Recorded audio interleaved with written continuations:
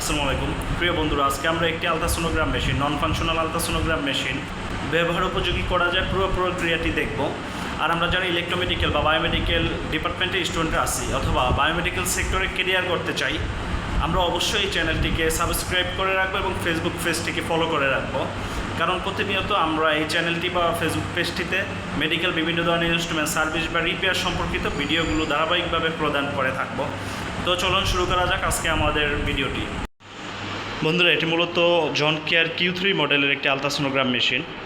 তো মেশিনটি দীর্ঘদিন যাবৎ বসে থাকার কারণে মূলত অকেজ হয়ে গিয়েছে। এখন বিভিন্ন ধরনের সমস্যাগুলো ফেস করতেছি মেশিনটি নিয়ে। তো মেশিনটি সমস্যাটা দেখার জন্য আমরা প্রথমত পাওয়ার কেবলটি এসি পাওয়ার কর্ডটি মেশিনটিতে কানেক্ট করে দেন আমরা যখন সুইচটি দিয়ে মেশিনটিকে অন করার চেষ্টা করি, তখন দেখা যাচ্ছে এখানে আমাদের মেশিনটির কিবোর্ডে কন্ট্রোল প্যানেলে পাওয়ার চলে আসছে পুরোপুরি, কিন্তু আমাদের ডিসপ্লে প্যানেলে কোনো পাওয়ার আসছে না। তো এটা আমরা যদি ডিসপ্লে প্যানেলের যে সুইচটি আছে এই সুইচটিকে ক্লিক করে দেখি কি অবস্থা। এখানে আমরা ডিসপ্লের যে সুইচটি পাওয়ার বাটনটি আছে, পাওয়ার বাটনটি দিয়েও চেষ্টা করে দেখলাম, এখানে হালকা ব্লিঙ্ক করে পাওয়ারটি আবার ডাউন হয়ে গেছে, মানে ডিসপ্লেটি ব্ল্যাক হয়ে গিয়েছে। সমস্যাটি ফাইন্ড আউট করার জন্য আমরা মেশিনটির ব্যাক কভার মেশিনটিকে খুলে এটা দেখার বা বোঝার চেষ্টা করেছি আসলে মূলত কী সমস্যা হচ্ছে। এখানে আপনারা দেখতে পাচ্ছেন রাইট সাইডে মেটালের যে কাভারটি আছে এর ভিতরে আমাদের কুলিং ফ্যানটি, এটি মূলত আলট্রাসোনোগ্রাম বা ইমেজিং সিস্টেমের কুলিং ফ্যান। এর মানে হচ্ছে আমাদের ইমেজিং সিস্টেমটা পুরোপুরি ভালো আছে ধরে নেওয়া যায়।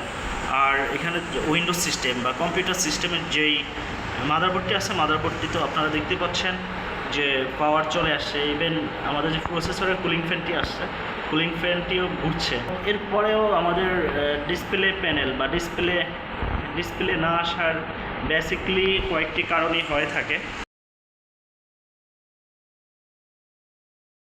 মাদারবোর্ড থেকে ডিসপ্লেতে পাওয়ার না যাওয়া, এটা বেসিকলি মাদারবোর্ডের যে র্যাম ব্যবহার করা হয়, আমাদের র্যাম অথবা আমি যদি আপনাদেরকে র্যামটিকে দেখাই, এইখানে আপনারা দেখতে পাচ্ছেন যে একটি 2GB DDR3 1600 বাসের র্যাম ইউজ করা হয়েছে।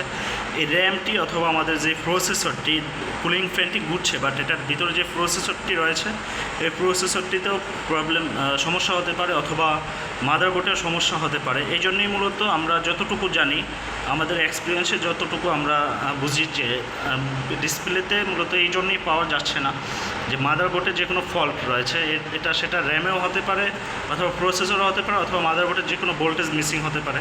আমরা পর্যায়ক্রমে এই মেশিনটি নিয়ে কাজ করবো। আর যেহেতু আমি এই ডিপার্টমেন্টে একা কাজ করি, সেহেতু একদিনে সব কিছু দেখাও সম্ভব না।